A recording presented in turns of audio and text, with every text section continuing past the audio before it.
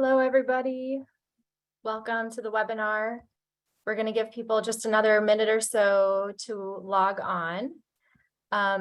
In the meantime, as we wait, if you want to just quickly introduce yourself in the chat, we'd love to know where you are calling in from and what is your connection to rural grocery. So let us know in the chat, and then we're going to get started in just another minute or so.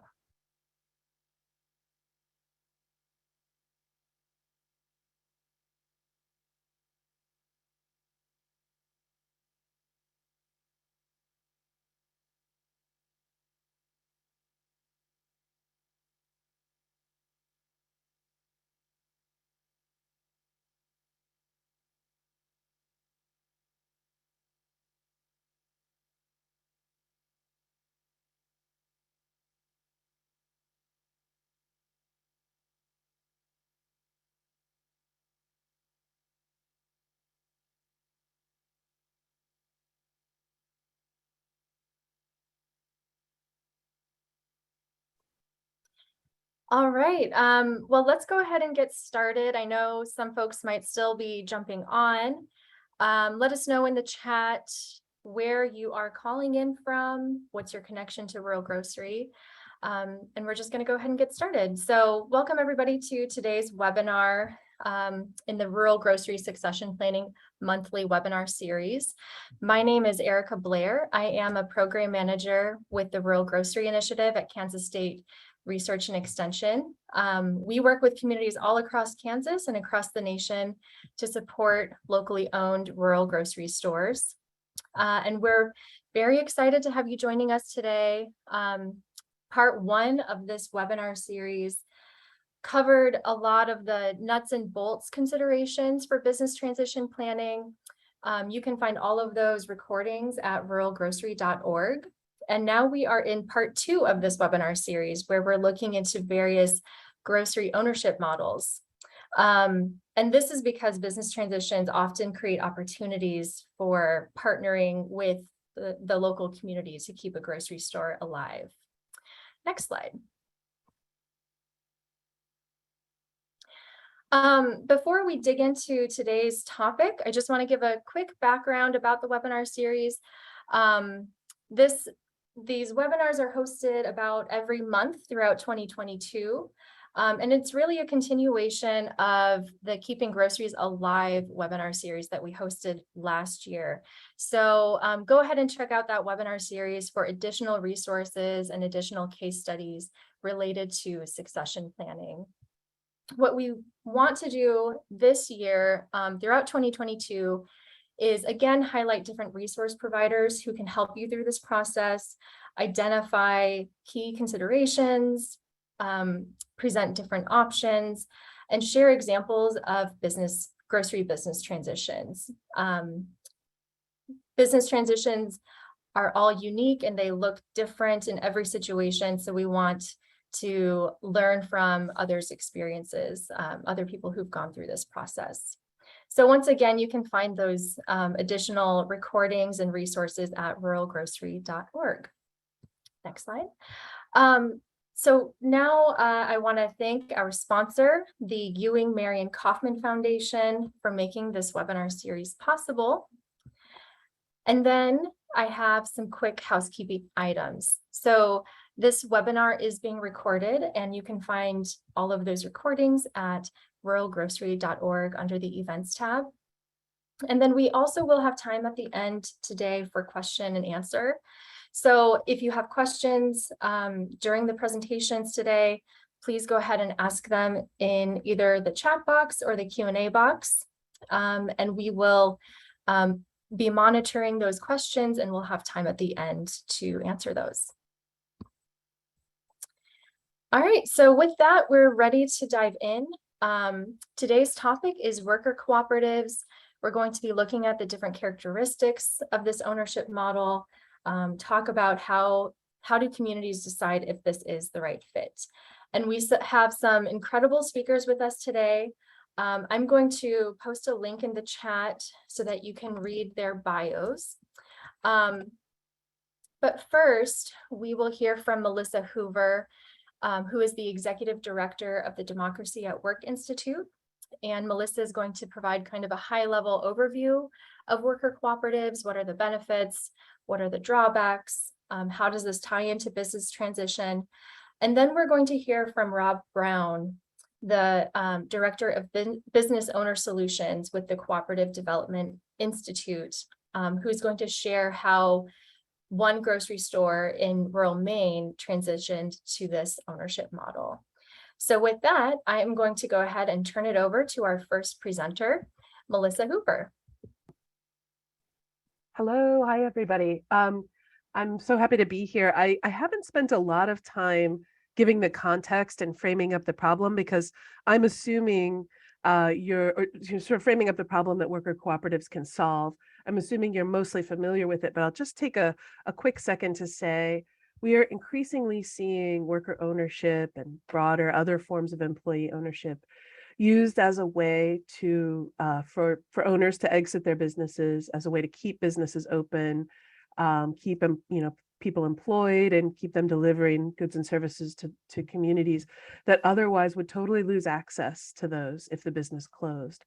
So that's really what animates this part of our work, and it's why I'm here today, is to sort of share a solution that we think not enough people know about. We know that half of business owners are over 55, and 4 out of 5 businesses that are listed for sale won't find a buyer. So their options are pretty bleak: close or sell to a competitor. And then we think there's a third option, which is to transition to worker ownership and keep the business going and in the community. So that's the part I'm going to dig into here, in the kind of nuts and bolts of first of all, what is a worker cooperative? Why does it work for saving rural businesses, in particular rural groceries? And then what is the actual process of doing that? So my part is very kind of straightforward. Here's what it is, and here's how to do it, and here's some of the benefits and challenges. So, a worker co-op is a business. I think that's the first thing to sort of recognize. So it has it shares 90% of its DNA, 95%, I don't know, with other small businesses, with all of the strengths and challenges that other small businesses have. But it's sort of a business plus. So it operates in the market to make money and provide a good or service. But the plus part is that most cooperatives are also geared to meet a community need. They're driven by values, and they have sort of a structural difference in that they have members, and members are the owners of the business. So members, what is a member? In this corporate form, it's a sort of a legal, it's a legal part of the structure of the business. So what makes a cooperative are its members. So members buy into the cooperative, they own a share of it. They benefit from owning that share. So they get a distribution of the surplus, or more commonly called profit sharing. And that goes into a member capital account that sort of is their ownership stake. And then they also control the business. They serve on the board. So at the governance level, members, own, benefit from, and control the business. This doesn't say anything about the actual structure of operations. So cooperatives can be structured any number of ways at the operational and management level. The ownership and control really affects the sort of the governance, the high level decisions made about the business. And I should say, I missed a sort of important part there, which is that members democratically control it. So there's a one member, one vote principle in cooperatives, meaning each member is able to vote for their board representation. So a cooperative, you're probably familiar with cooperatives. It's a business entity with members that provides goods or services to those members. And those members can be individuals or they can be businesses. Their cooperative form is pretty flexible that way.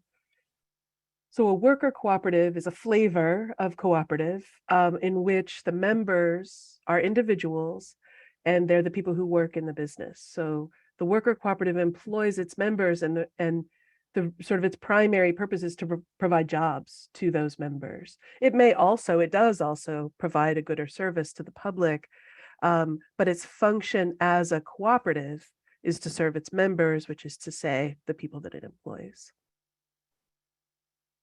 So to compare a worker co-op to a couple other types of co-ops that you may be more familiar with, in a consumer cooperative, the members of the cooperative are consumers. So we know, there's a, sort of pretty common consumer cooperative grocery model where a community comes together, raises the money to own a grocery store together. Members of the cooperative may get a discount at that grocery store. They may get if it turns a profit, they may get an allocation of that profit at the end of the year.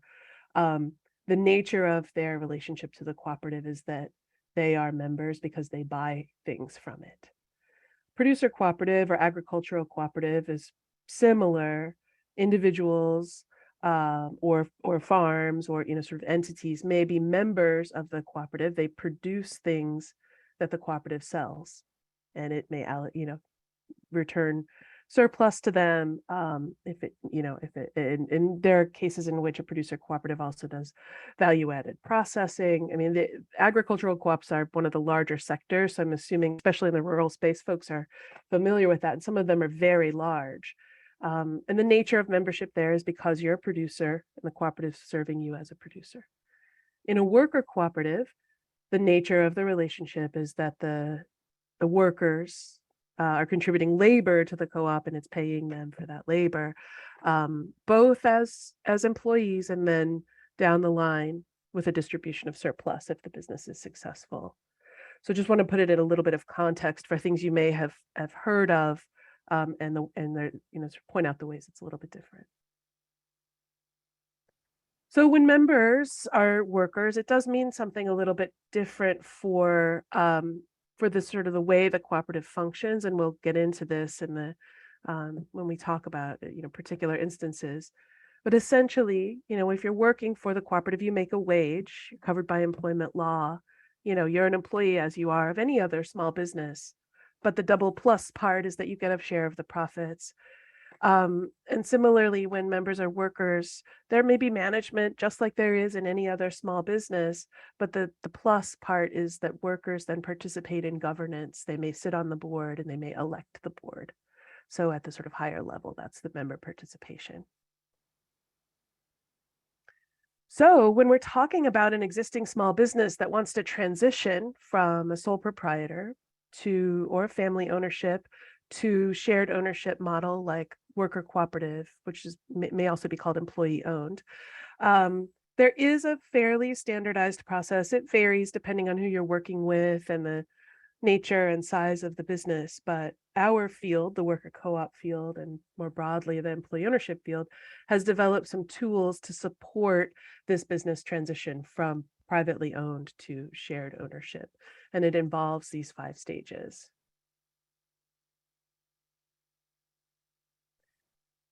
And this is our best guess from available data. I wouldn't take this as sort of set in stone, but people always want to know, okay, how long is it going to take and what's it going to cost?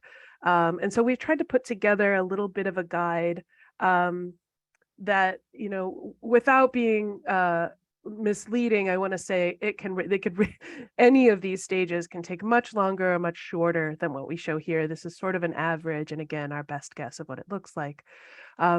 Oftentimes you'll have a business owner who's ready to leave or know they're going to be ready to leave. They may be trying to sell their business on the market. They may be unsuccessful at that, or they may know that they want to do a cooperative out of the gate. That exploration process often takes, we say varies there, it can take anywhere from a couple of months to years, as business owners put the pieces in place and educate themselves. Once they do decide that they're interested, they generally will engage a professional to assess whether it's possible. Is it financially and legally feasible to transition ownership to their employees? And there's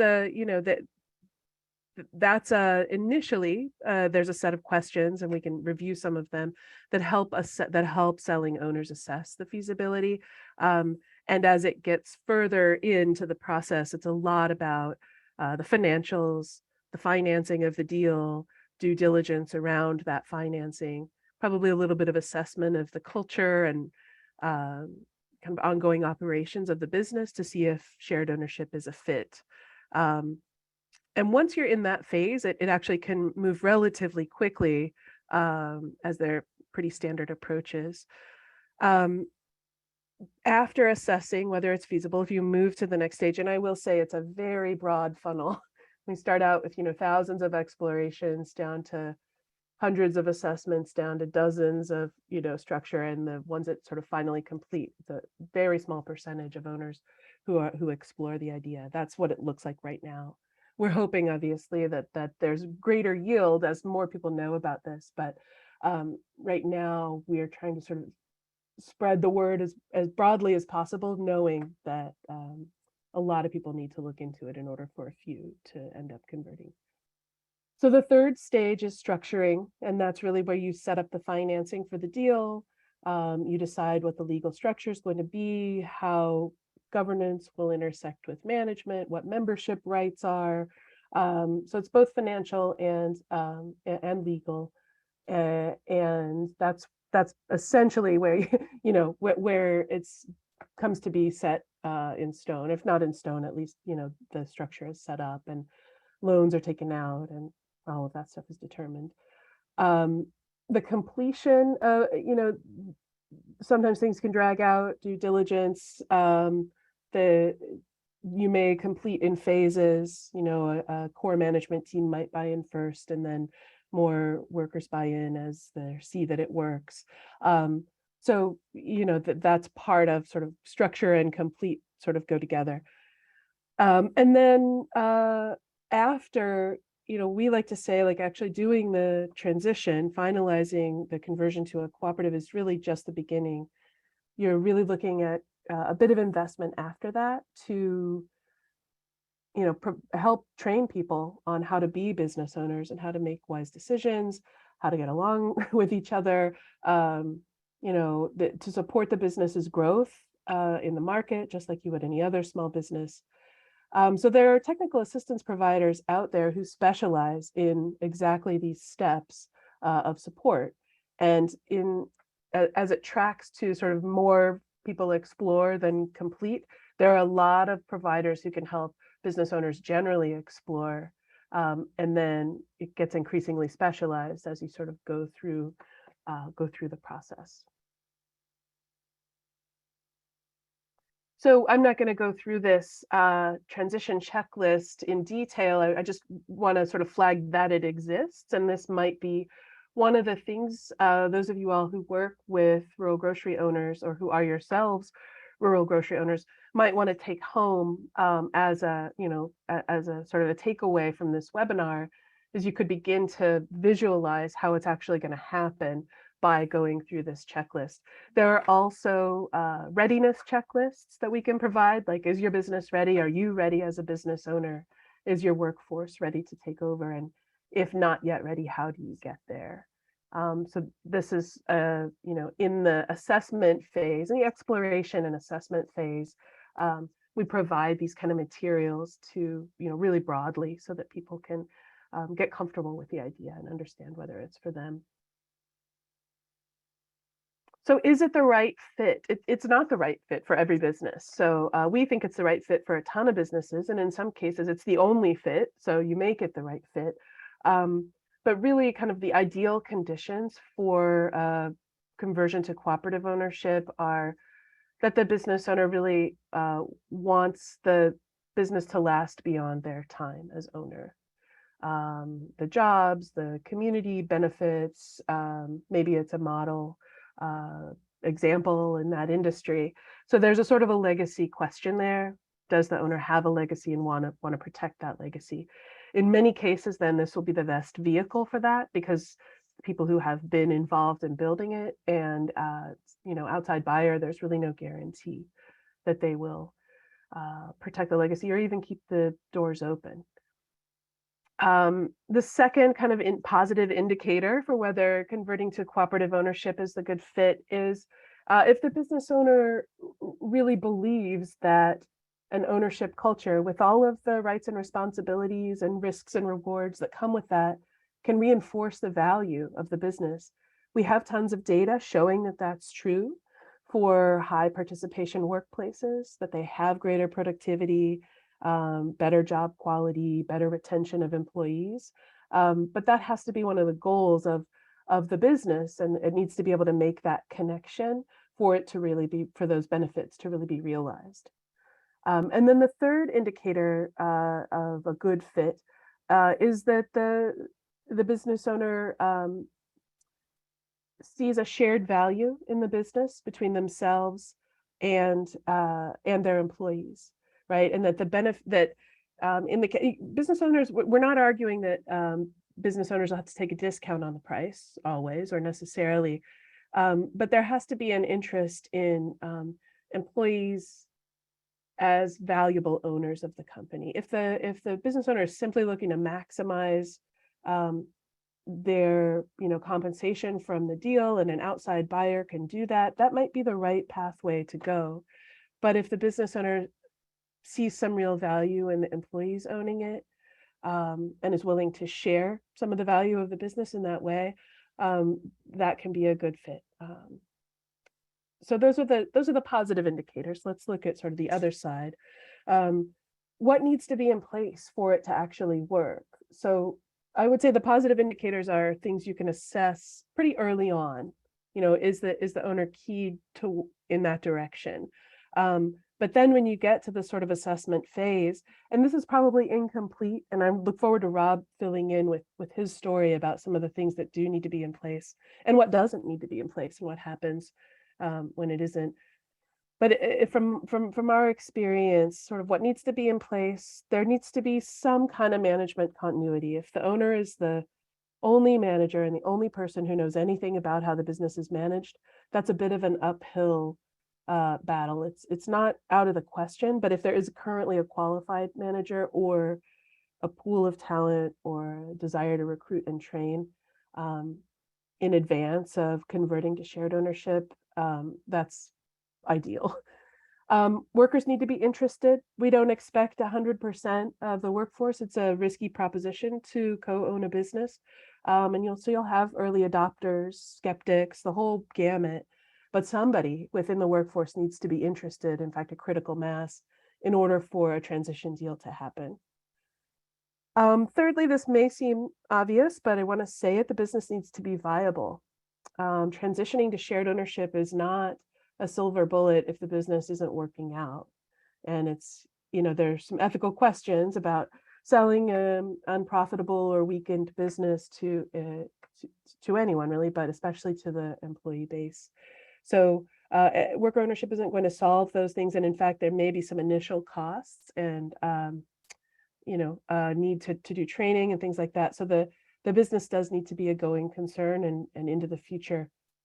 It's a good idea if there is good documentation of operational systems, standard financials, manuals, things like that. It's so rare that those things are present in small businesses. So it's not a deal breaker if they're not there.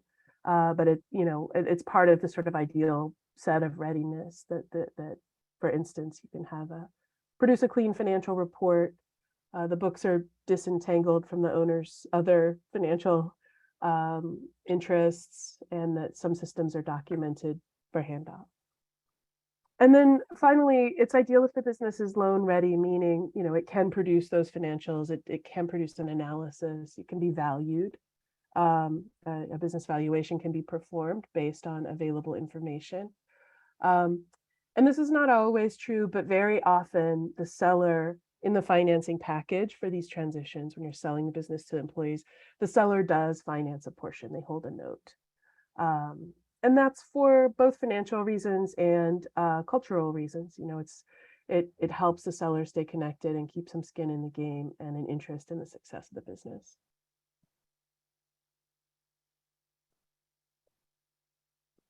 So if this is all sounding very lengthy and labor intensive to you, I would say you're partially, correct. It is not a quick fix, easy sale for the business. It's going to take a little bit of time.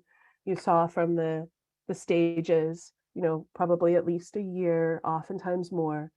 The expense will vary depending on what technical assistance resources you have available, what's free and low cost, what the owner is willing to pay for versus what employees will pay for as the new owners. So the expense, I think, really varies from, a few thousand to well over, tens of thousands of dollars for larger deals. And it also depends on the commitment of the business to ongoing training and support. I will say for rural businesses, the USDA has made a pretty concerted commitment to these kinds of transitions. And so there is funding available for technical assistance for rural conversions in particular. Financing can be tricky, although there's a growing pool of entities, local loan funds, and community development finance institutions that know how to finance these deals. And we have some templates, but putting together the package and making it affordable for workers to buy and, setting the right timelines and interest rates and all of that. It's sort of a truism, but businesses are often not worth as much as their owners think they are when they're, sort of valued by an outside valuator. And so a lot of the financing wrangling can come down to like, what's the value of the business and who's financing that transition and what's the future value of the business. It can be difficult to access qualified technical assistance, though I'll say there's national network of rural technical assistance providers funded through USDA, which is increasing its capacity and its reach and its skill. And there is a national kind of community of practice, peer network of advisors who support these deals. My co-presenter Rob is one of them. It's very real that employees are often hesitant, maybe skeptical, and they may simply lack the capacity, just the time, sometimes the interest, sometimes the skills. So really being clear-eyed about what the employees want and have capacity to take on is important. And then, as I mentioned earlier, thinking about the readiness question, a lot of small business owners' assets are sort of interwoven and enmeshed and tangled up together. And so it's important to sort of separate the business from other things the business owner might own, including the land that the business or the land or real estate, the property, the building that the business is in, and sort of understanding like what the owner wants to retain as their asset and what will be bundled up in the sale of the business. So with that, that's a kind of the abstract overview. What is a co-op? What is a worker co-op? How do we think about transitioning sole proprietorships to cooperative ownership? And it's all very up here. I think it's really instructive to see a real life story on the ground of how this happened with a rural grocery store that may ding some of the bells that I laid out in my presentation. So I'm going to turn it over to Rob now. Thanks, Melissa. And thank you all for coming and for your interest in this. So yeah, let me tell you a story. I think this story, I think you'll recognize some of the elements of this in your own grocery industry, grocery store experiences, and particularly in rural communities and rural cultural dynamics. I think this is ultimately a really hopeful story about what's possible. I want to also emphasize pieces of this story that are real cautionary tales around due diligence and so forth. So some good and bad, and I think ultimately it's all for the good. And so these, the Island Employee Cooperative started on Deer Isle, Maine, which you drive a very long ways down a peninsula and you cross one of the oldest and longest suspension bridges still in operation in the United States, which is quite scary, and some people won't drive over it. They'll only go by boat. And then you go down one island and across Causeway and keep going down another island, and eventually you get to the village of Stonington. And you really are in this sort of universe far away in many respects. There's two villages on the island. One is Stonington, one is called the village of Deer Isle. And a guy owned for a good 40 some odd years, he and his wife owned a large grocery store in the village of Stonington, an Ace Hardware there, a gas station, and then in the village of Deer Isle owned the Galley Market, which is sort of a mid-sized grocery, kind of a Super C size layout, Um, the next closest source of groceries, you had to go up off island, up the peninsula. It's about a 45-minute drive in decent weather to get there, to get to the next closest grocery store. So, you know, in his estimation, he had a pretty good business model, you know, selling groceries on an island, a good business model. And so he was very confident in his ability to just sell these businesses to whoever when he was ready. So he really waited till he was ready to retire, like at that minute, and contacted a business broker. And 2 years later, he still owned these businesses. And you know, that's, I think, a first cautionary tale is don't wait until you're ready to go to sunny weather and play golf to start thinking about how you're going to exit your business. One thing led to another. He was introduced to me, and he was really taken by the idea of, I explained to him a bit about working cooperatives and how this would work. He was really taken by the idea of, you know, in his mind, he had worked really hard, and he truly had worked really hard to build these businesses over a very long time, and he'd done very well for himself with these businesses. He added a pharmacy to this business when the pharmacy in Deer Isle, the only one on the island, closed down because that pharmacist retired. So he decided to start a pharmacy to keep people from having to go off the island for pharmacy goods, because he knew if they did that, they'd also get groceries and gas while they were off the island. So smart businessman.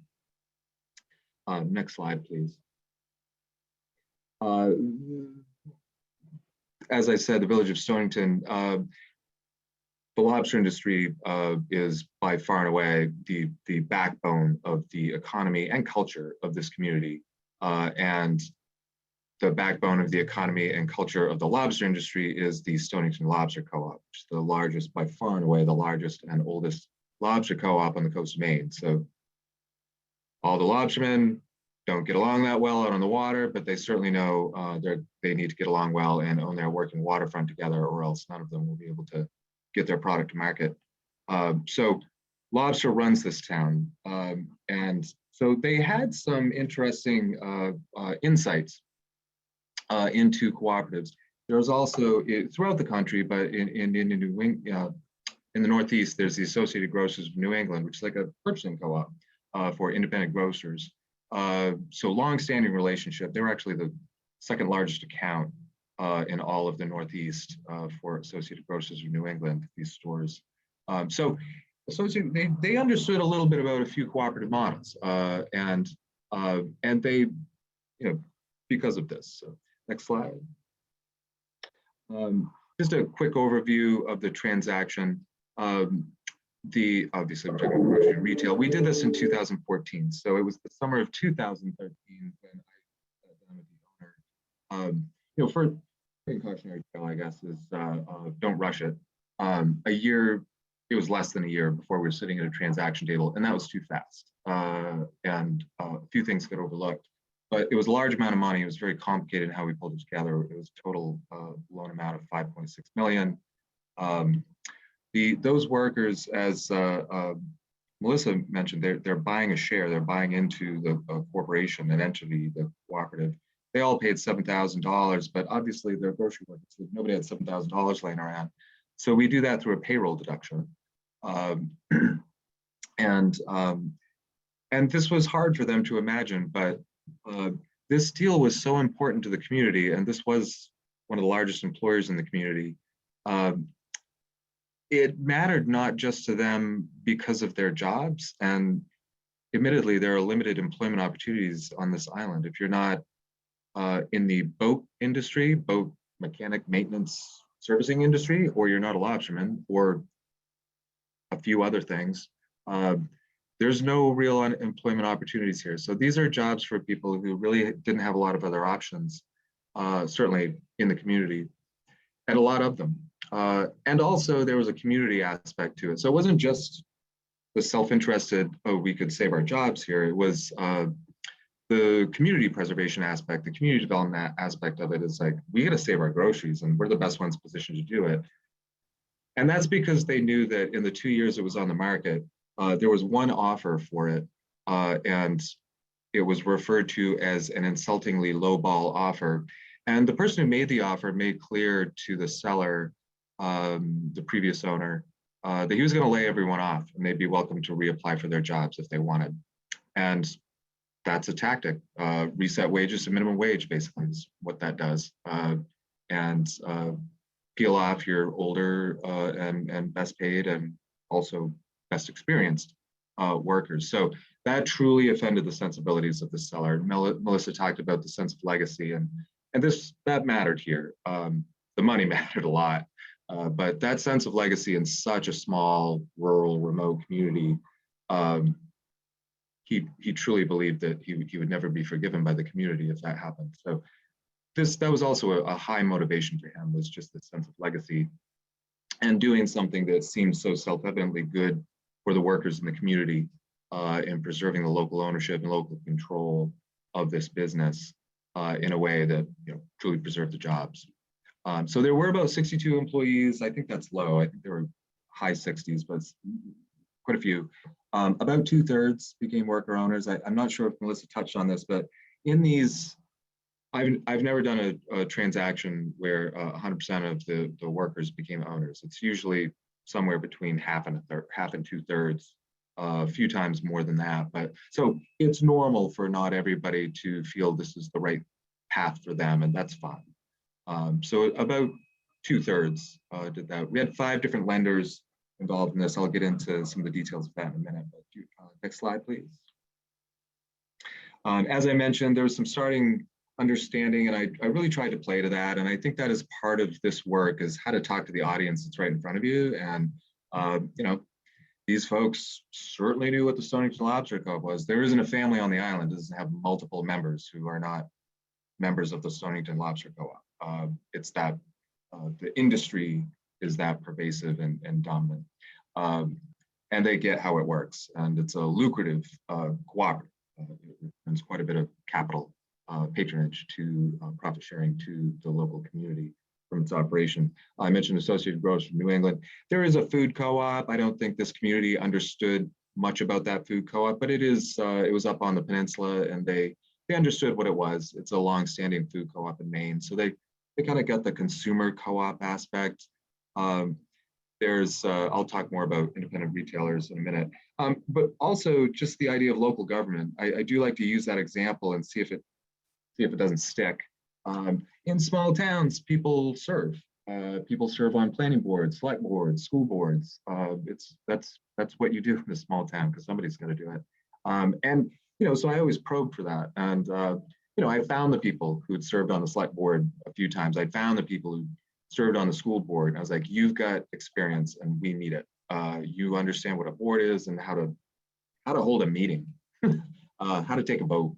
How to stay focused on the right topics and not meddle in management.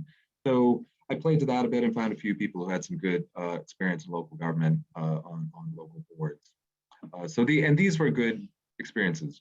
In the end, it only goes so far, but it was something to start with. So can we, next slide, please? A couple of innovations with this. These are things, to my knowledge, that had not been done before. We structured the capital investment. I said $7,000. What we actually did is structure a purchase of common stock, which in a cooperative, you own one and only one share of, as Melissa described. We also used preferred stock, which had not really been done very much in this regard in the past, but we did it as a package where your investment needs to be $7,000. You can purchase your common stock at $1,000, and then 6 shares of preferred stock at $1,000 apiece for a total $7,000 investment. I gave them, access to the profit sharing, but it also paid a dividend to those who started in at the outset with an extra equity investment in that regard. What we were able to convince the lenders to consider that to be like equity at the table, even though it wasn't. They were paying for it over time through payroll deductions. And I want to stress, there were families on public assistance here. There were moms with kids on main care, and they did it.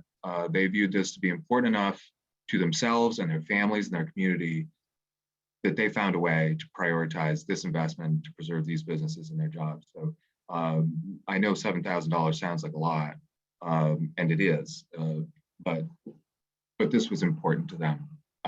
Again, themselves as workers, their families, their community, and so they found a way to do it. The loan agreements, this had not been done quite in this way before, but the loan agreements from the lenders, they really wanted to see in place signed technical assistance contracts that cover a number of services to the cooperative. For myself, around kind of cooperative development and some management training, from the Independent Retailer Shared Services Cooperative, which is really around marketing, product, really industry knowledge, grocery industry knowledge, and then accounting, with an accounting firm, Specialized Accounting, which specializes in independent grocery businesses. That's their only clients. So they really understand the finance of the industry, and particularly independents. So they felt that kind of triumvirate of technical assistance could really provide a sense of loan insurance. And that was they were substantial contracts, and spent a lot of time with them over a number of years, working with them.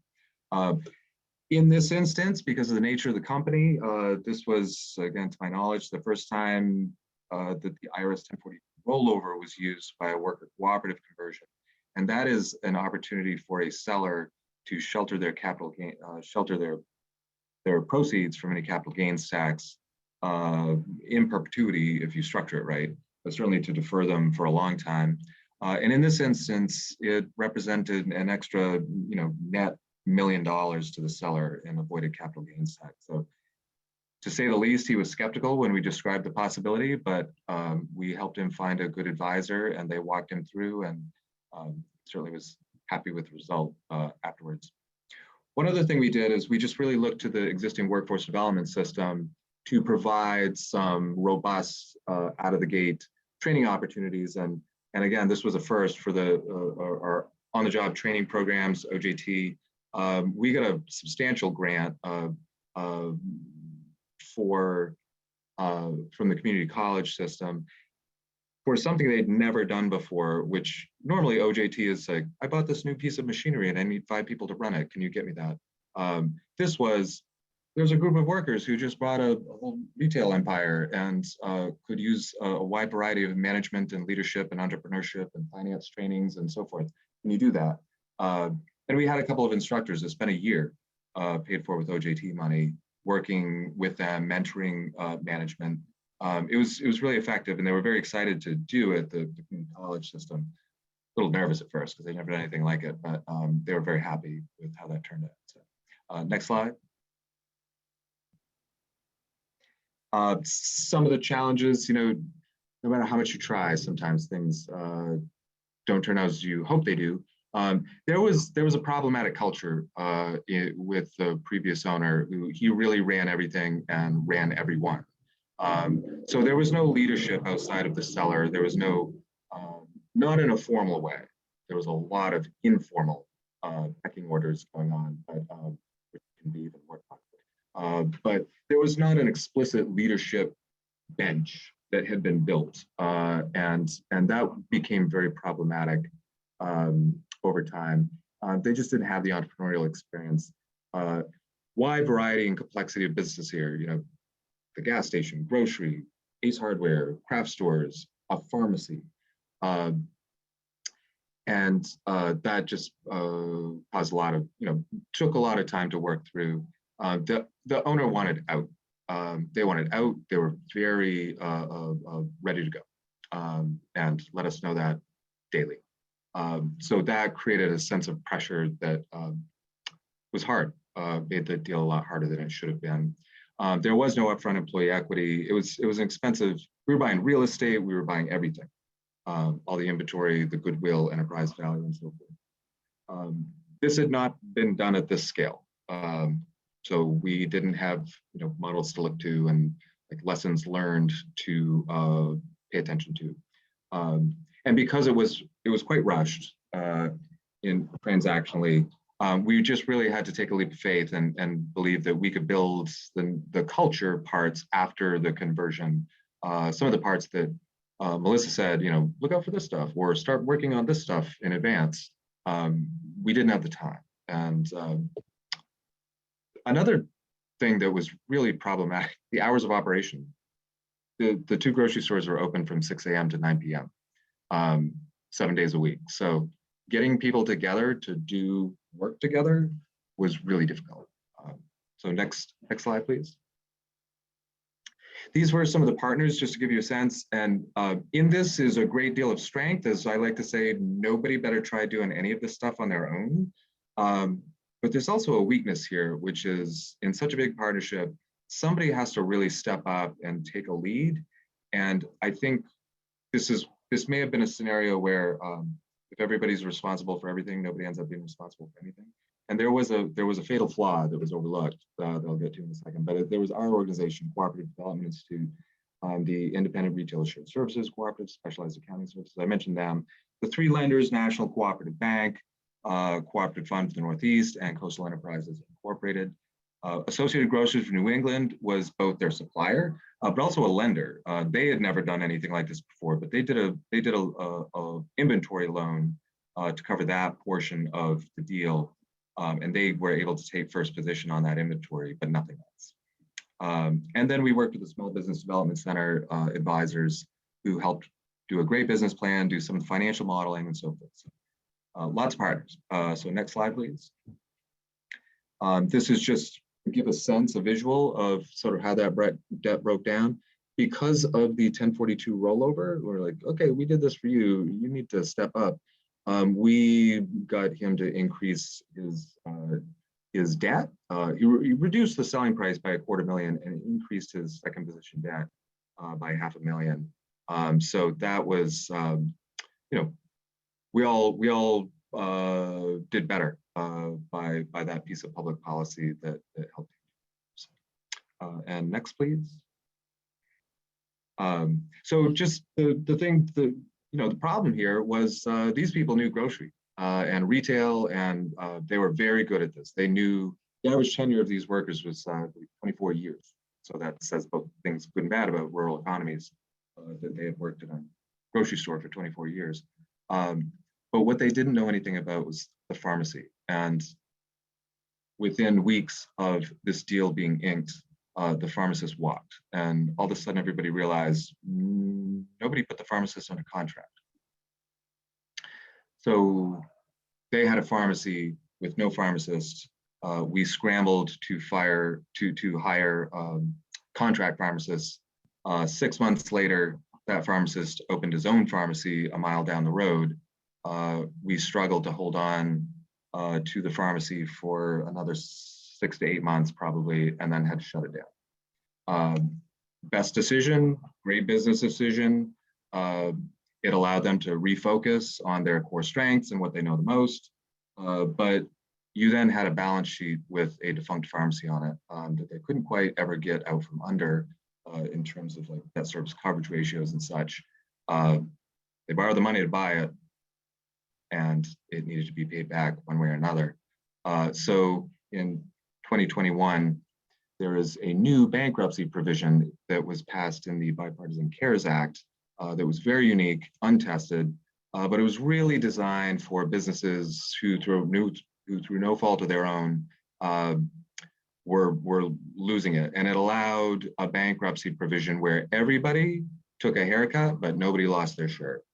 And the significance in this instance, those workers who paid $7,000, they lost some money, but they didn't lose it all. And in a traditional bankruptcy, they all would have lost their money. And the first position lenders were held whole. They took no haircut, but the seller and some other lenders and the workers did, but in an equitable way. And this is a new provision of the bankruptcy code that's only less than a year old. There was one lawyer in Maine who had used it once, and so we hired him. And it all worked out well, and they're great. Today they are back on their feet and they're great, and everybody came out of it with a negotiated settlement that people felt was fair. So that's, I say that, lots of people, lots of lenders, lots of lawyers all had their eyes on this, and there was something that slipped by and should have been flagged. and it wasn't. So cautionary tale, take your time, take the time you need. So do you want to show that video? Get a short, quick news story video, let you know how they're doing today.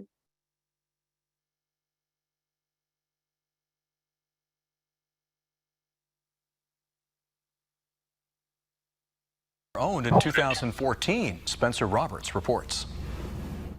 They're a great success story. They're the largest worker cooperative in Maine, one of the largest employers on this island, second largest worker co-op in all of New England. So they're a model to look to.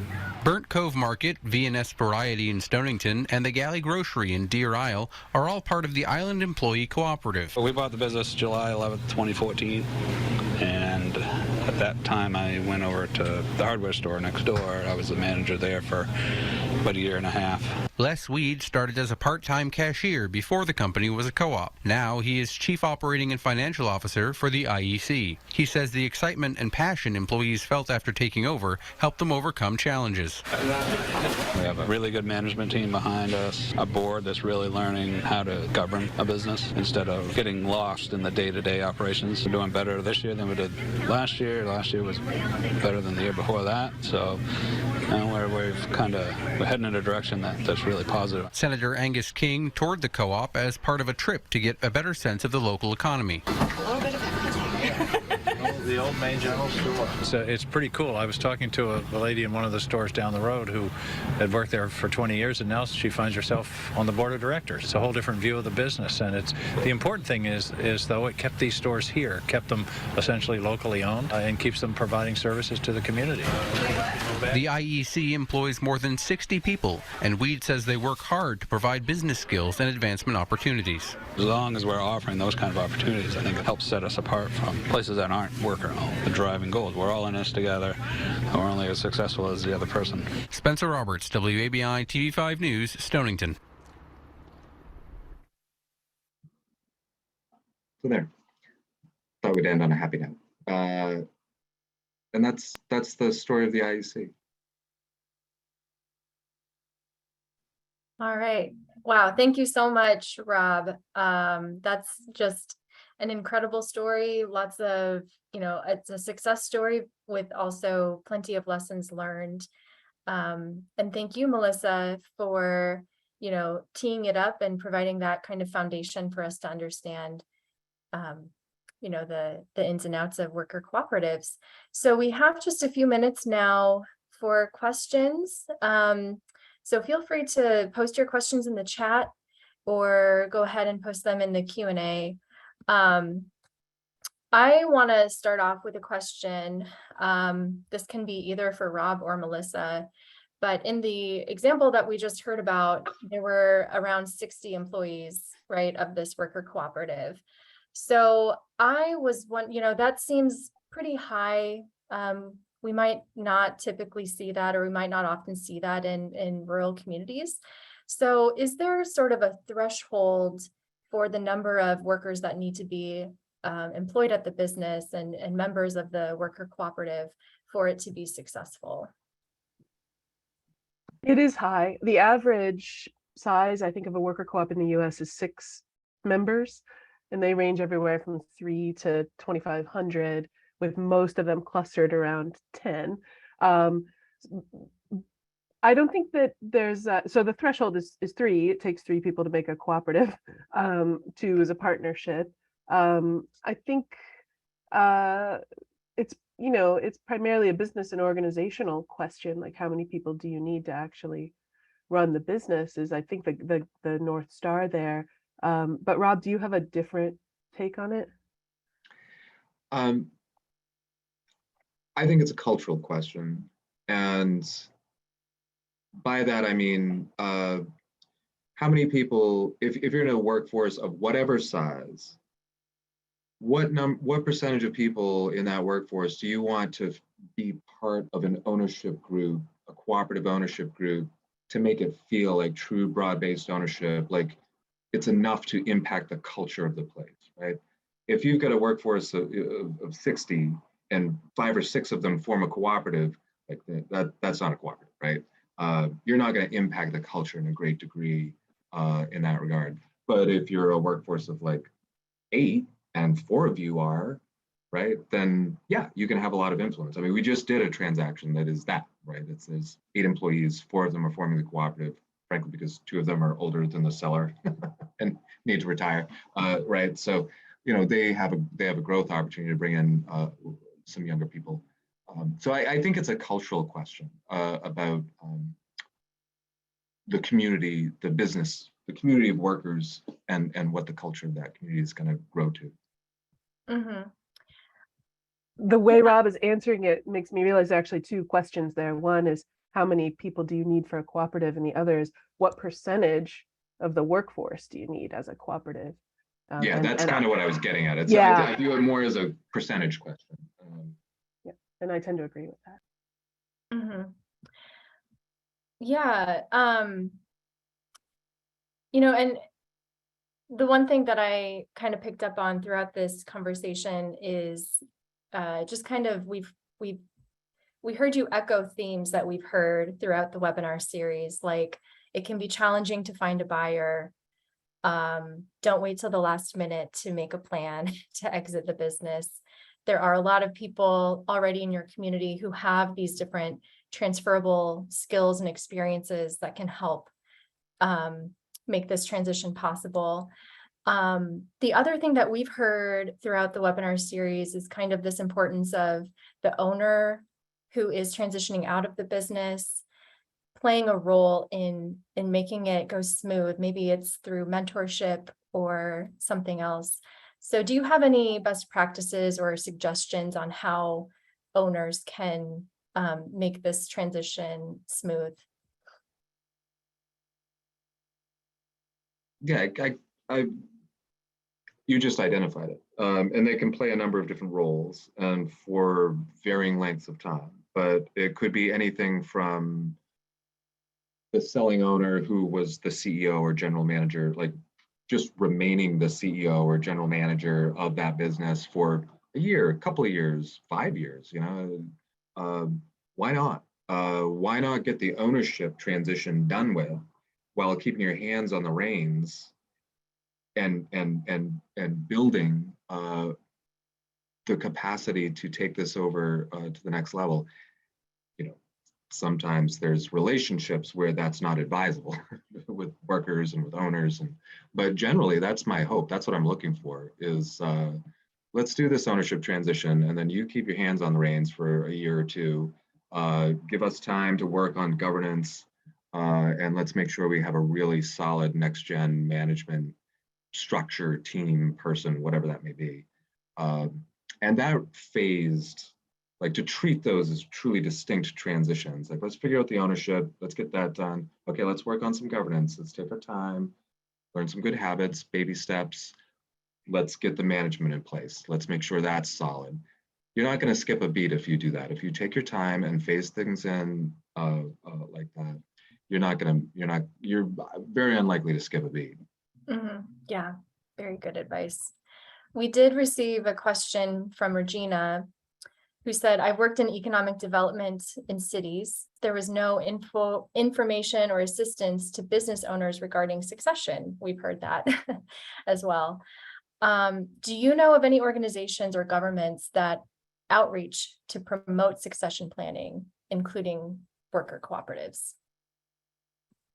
Well, we're starting to see really profound growth around the country in precisely this. So I would say at both the state and local level, governments are beginning to do this. So maybe the clearest example is the state of Colorado has a Colorado Office of Employee Ownership, which is charged with finding business owners and getting information about succession to them. But there are also a number of cities around the country that are doing it and sort of funding local groups, nonprofit organizations and business support groups. So we can follow up with a list on that. I also want to note that the federal government, as part of the recovery legislation, has funded through the Department of Treasury some financing and is paying for some outreach to small business owners, mostly working through community development finance institutions.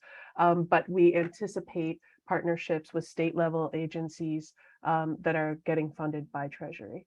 So I think we're going to start to see a sort of a flowering of that. And there are right now sort of isolated examples. The state of California is just about, the governor's about to sign a bill also doing outreach through the iBank through to business owners about succession. Great. Well, thank you so much. I think we're out of time for questions. Maybe really fast, if you're able to answer this question really fast, what was the policy or arrangement help to avoid capital gains tax? It's called the IRS 1042 rollover. Okay, great. I can send you a simple flyer, a couple of, it's complicated. Yeah. It's there and it's amazing if it works. I am always cautious to not overpromise around its. All right. Well, thank you, Melissa and Rob. This was really just fantastic. I feel like this is a complicated topic, but you explained it really clearly and presented so much information in just an hour. So before we go, I want to ask everybody if you could just quickly fill out this survey. We always have a survey at the end of these webinars so we can understand what was helpful and what you still want to see out of this webinar series, what could be improved. And then just to give you a preview of our topic next month. And by the way, I posted the link to that survey in the chat. But then next month, we are going to be taking a look at grocery municipal partnerships.